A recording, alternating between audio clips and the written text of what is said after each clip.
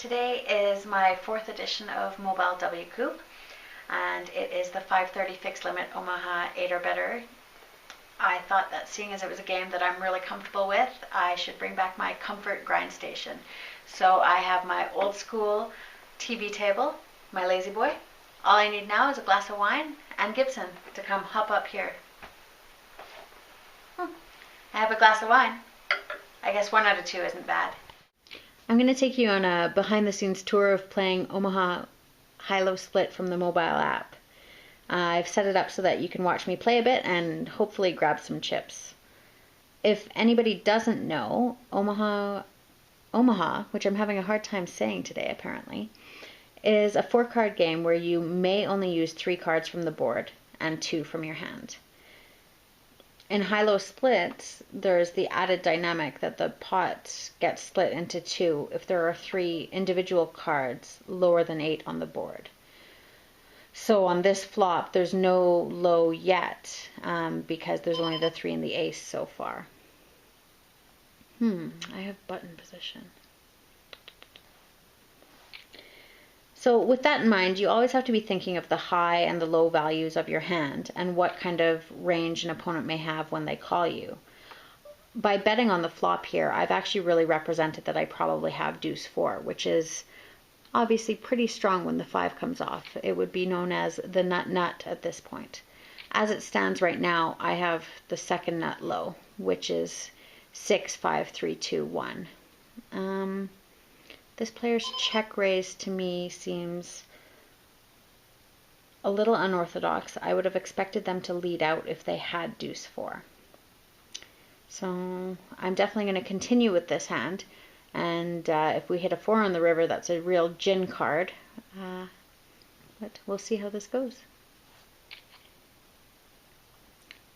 So now I make aces up and the second nut low, which is only good to just call down with and hopefully either bluff catch or lose to a wheel.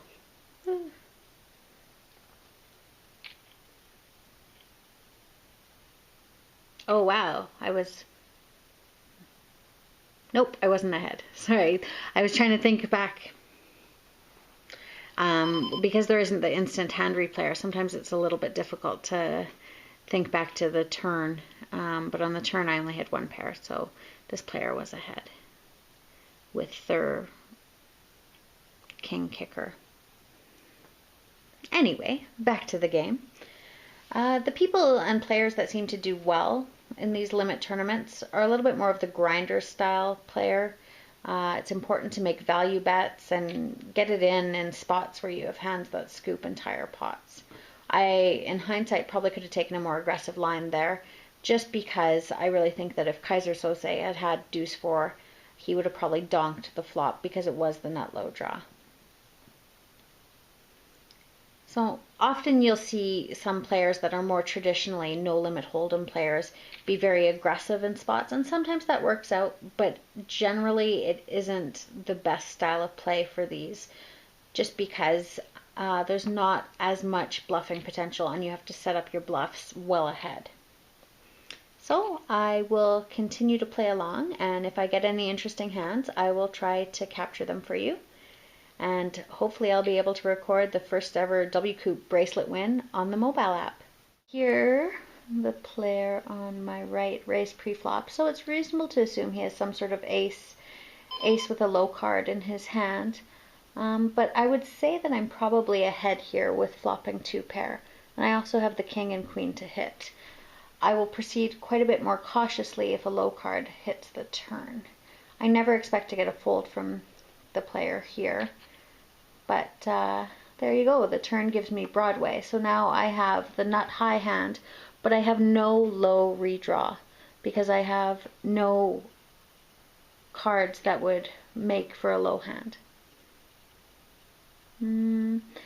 Sometimes in these situations, even though I have the nut high, it's important to realize that I don't have a spade draw and I don't have a low draw, and he could have the same nut high with both of those options in his hand. So instead of just snap 3-betting, I think at this stage I'm going to flat and potentially then raise the river. Hopefully if the 9 of diamonds can hit on the river. king of spades. So now, with the flush being there, it's a little bit more nerve-wracking. If he bets, I call, but if he does check, I will bet for some thin value, I hope.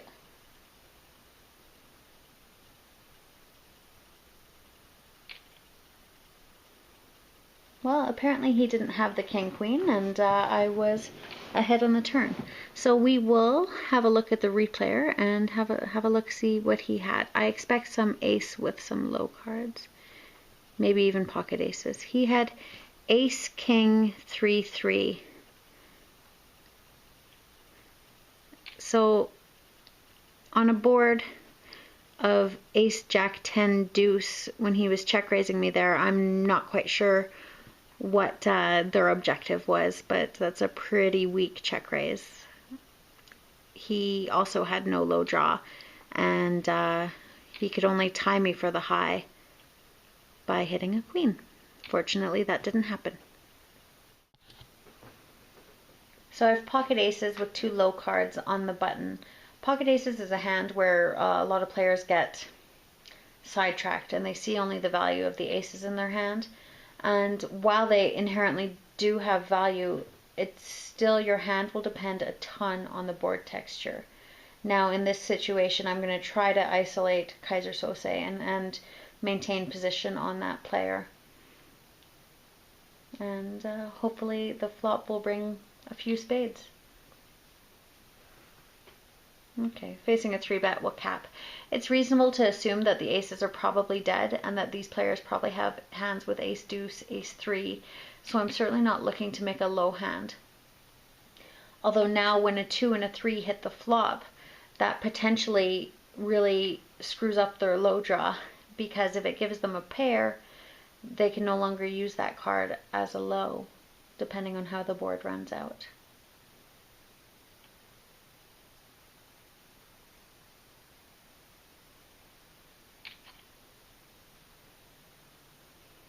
So we'll continue to bet, assuming that this player is on some sort of a low draw, and see where we go.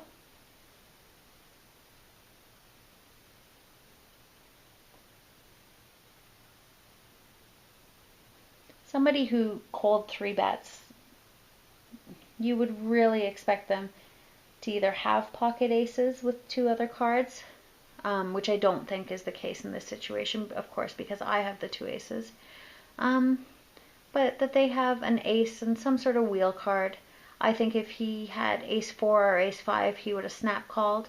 At best, I would say he might have ace deuce 3 there, and is just making it a tough laydown to fold bottom 2 pair, just because he knows that he's in trouble going forward. Here I'm first to enter the pot with ace 3, 5, jack with the suited ace. Having 3 wheel cards is great, because now it means if I get counterfeited in my low, I still have a good potential to make either a wheel or some sort of a low draw. Hands like king, king, queen, jack, they are hands that people can get hung up on too. It's a nice hand, a very nice hand, but much better for PLO or Omaha High. That being said, I certainly will see a flop with it. High hands have a lot of value because if I hit my hand, people are going to have missed their low draws. So if I hit my hand, I'm likely to scoop a pot rather than get half. This is a proceed with caution flop, ace 10, 7. So I'm wrapped, and any Broadway card will give me the straight. So we'll peel 1. And but if a 6 comes off or a low card comes off, I'm pretty much done with this hand because I have no way to win the low component, and I'm still only drawing at high. And the diamonds are important to notice as well. So that's a fairly easy fold for me at this stage. I could be drawing dead for the high, and even anyway, I would be risking 320 chips to win 1,000 rather than the full pot. So that's actually a fairly easy fold. Hands like 2 wheel cards and a big pair are certainly good hands, but sometimes you can be deceived by their strength, I find, because a hand like this is in real trouble if you happen to flop an ace.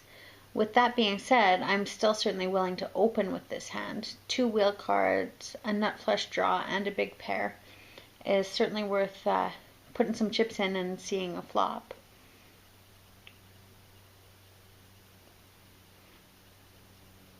Mad Mags in the big blind is a regular in the high stakes limit 08. And I'm pretty familiar with him. He's been seeing a lot of flops though, and playing well. So on this flop, I have flopped the nut flush draw, a gut shot Broadway, and I still have my pair of queens, which is all in all a really good showing, because I expect when people call a raise that they're calling generally with low cards. Those are the hands that kind of are more willing to call you. I do expect that the player on the button likes, it appears that this player likes to call to see if they can hit a running low. So, which probably isn't your best idea. So Mad Mags leads out into me. I would expect he could have a holding like 2 pair or a low draw that he's trying to protect. I'm going to raise and put some pressure on the other 2. Just so maybe that either they would fold an ace deuce or an ace 3, especially because ace 3 is currently drawing to a better low than I have. And we'll see.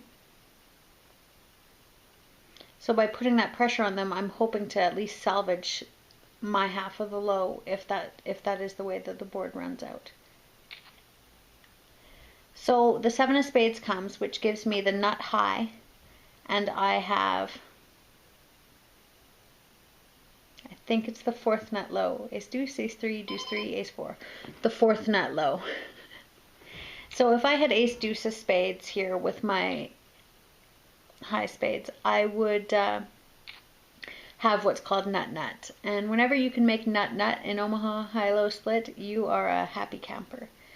So unfortunately there, Mad Mags did indeed have 2 pair. And then in the end ended up making a better low than I did because the player had the 3 deuce with their hand.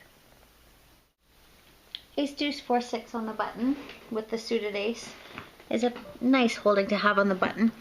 This is the kind of hand where I think a lot of people choose to 3-bet, but I choose to flat because my hand, although it has a great amount of flop potential and the potential to make a monster of a hand, it still needs a decent flop.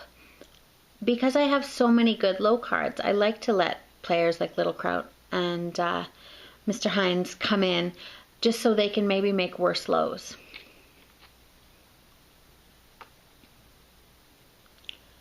I expect a c-bet from turn river here 100% of the time. The hand he could have here is ace and some kind of low. There's a wide range of hands that could be.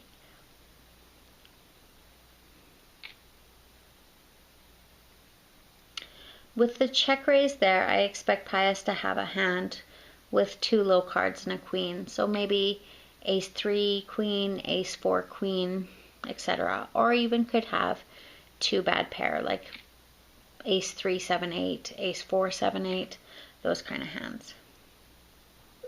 So the 6 on the turn is a fine card for my hand. It brings in the nut low for me, and then it also gives me a pair of 6s. If I had a stronger hand, like if I had ace deuce 4 queen at this stage, I would be raising this bet because I have the nut low and I would have a strong pair for high. At this point, I am a little worried that I could be getting quartered. So what that means is when you lose the high and you get half of the other side pot, which would happen if turn river has ace deuce or another player has ace deuce. So at this stage, I'm just in check call.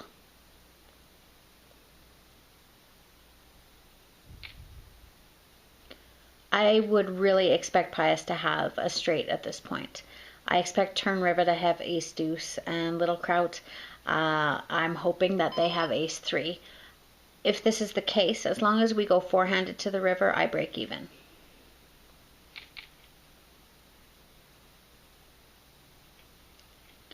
As it turns out, I was the only one with ace deuce, so I get to make a profit. Fold that hand and try to get into the hand replayer here and see what the hands were. So Pius Hines had king, queen, 10, 8. So when he check raised the flop, he flopped top two pair, which is a really vulnerable hand, as you can tell, because the 6 came off on the turn. And really, if I had raised there, he would have probably had to fold, even though he eventually did make a straight. If I had chosen to raise there, I still wouldn't have won the high because turn river had two pair as well. He made queens and 6s with the second nut low. And then little Kraut had ace 3, 5, 9, so had second nut low and a straight. So actually some fairly strong hands. It was nice to get out of there with half. Mad Mags has opened here. And I'm calling in position with ace queen, deuce 8, ace high hearts. It's one of the beautiful things about pot limit Omaha or limit Omaha is that there's never any antes. So you never have to be in a massive hurry to get your chips in the middle. This is a great flop for me because I am drawing to nut nut. I'm drawing to the nut flush and to nut low. I'm just going to call and let him donk the turn again. But I'm raising this turn.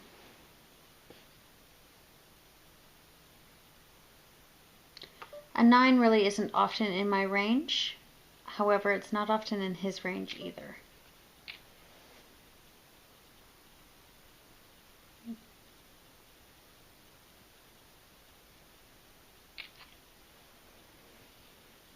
Sadly, that's not the 4 of hearts, but we will continue. Oh, check raise me again.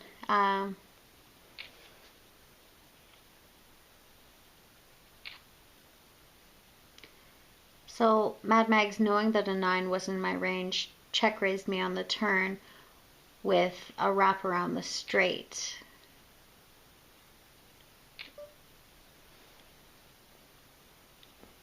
That 4 filled him up and gave him the straight and the second nut low, but I still had him beat on the low. Too bad a little heart didn't come and give him a taste of his medicine there. Big pot, 16,000 chips. Dr. Kamikaze raised first and Kaiser Sose 3-bet here. I'm in the small blind, so kind of have some awful position. However, my plan will be to check raise and isolate with 2 pair. The isolation apparently didn't work nearly as well as I had hoped. We'll continue on with second nut low and 2 pair. Any raise on that flop puts 2-3 really into my range, so it certainly makes it hard for Kaiser Sose to continue on, even on a flush draw or perhaps a hand like ace 10.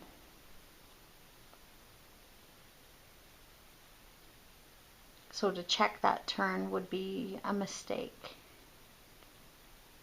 And even if I happen to get raised here, I would continue to the river. Hopefully he was on a flush draw and has missed. Oh, got saved on the river with his bigger 2 pair. So I get my low half. A little bit of better fortune and I would have had 3/4 or even all of it. We are just over 5 hours in, and let's see. The average stack now is 24-3. There's 132 people remaining and 54 places paid. So trucking right along. Hopefully we're in for a long afternoon and evening. My biggest concern at the moment seems to be that my battery is draining equally as fast as it's charging. So hopefully I can at least hang on. Otherwise I'll be switching to the iPhone, which I'm not sure how much fun that is. So ace, ace, deuce, king, under the gun +1, pretty standard open. Big blind called. c-bet, and away you go. So we're getting down to it in this tournament. There is 79 people remaining. And I have the ace, ace, 4, 5.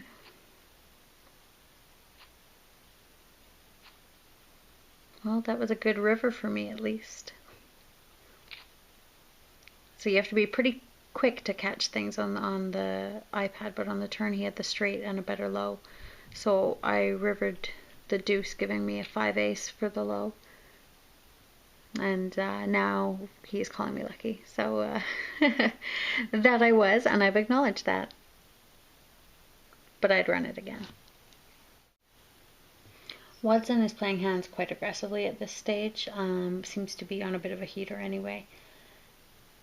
My choice is to limp and hit.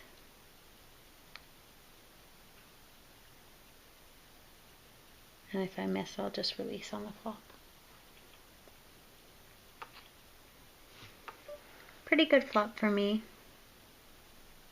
I have an open-ended straight draw and a low draw.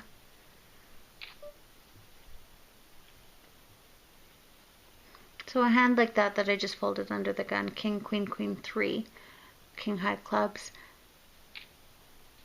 At this stage of the game, it's just far too risky to play hands like that, just because they're not great high and they have no chance for low. There's 63 people remaining, and 54, I believe, get paid. Still in desperate need of a double up are some chips. Got the ace, 3, 4, queen here, looking to hit a good flop. Almost a good flop, except for I have the naked ace of clubs and no bluffing chips.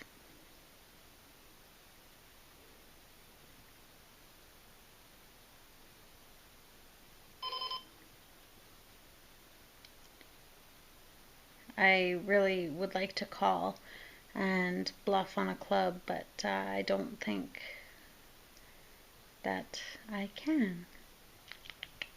Must save those chips. This is what it comes down to. There's plenty of short stacks. All are stalling.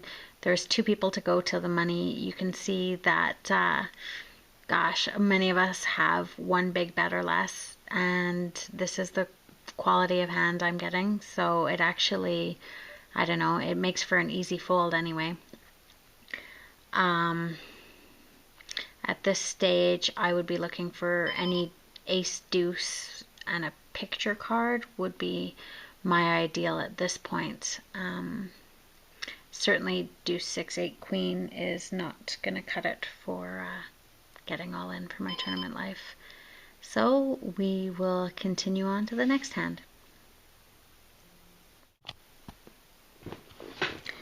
There are 56 players remain, and certainly this hand is too good to pass up on, so fingers crossed that I double through.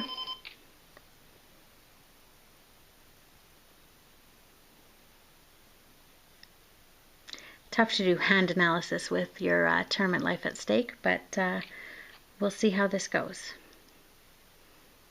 A heart would be good. There we go, I have the nuts. And a very bad low. But I will survive.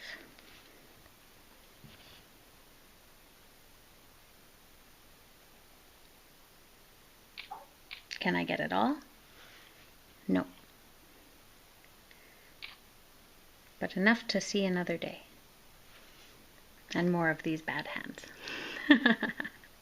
Again, we have a hand that's just too good to pass up, so oh goodness gracious, getting 3-bet isn't exactly what I was hoping for, but I thought maybe I could steal the blinds. That would have suited me quite well.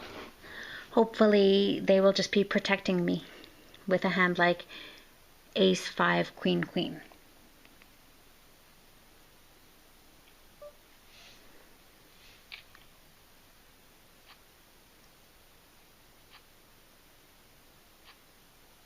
Well, a full double up is a great way to go into the break, and I'm going to have to take a quick pause while my heart stops racing. I'm going to go for it again here and try to double up as the bubble breaks. Ace, deuce, 6-8 double suited.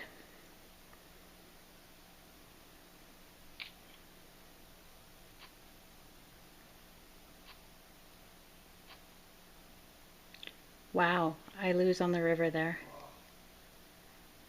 Well, my first cash of the WCOOP, and it took a little bit of a nasty river to bust me out, but well, got the cash anyway. Well, that's that. I hope you enjoyed the 4th edition of my mobile WCOOP and had some fun and learned a little bit about my favorite game. And I got a cash, so I might have to bring out the lazy boy more often.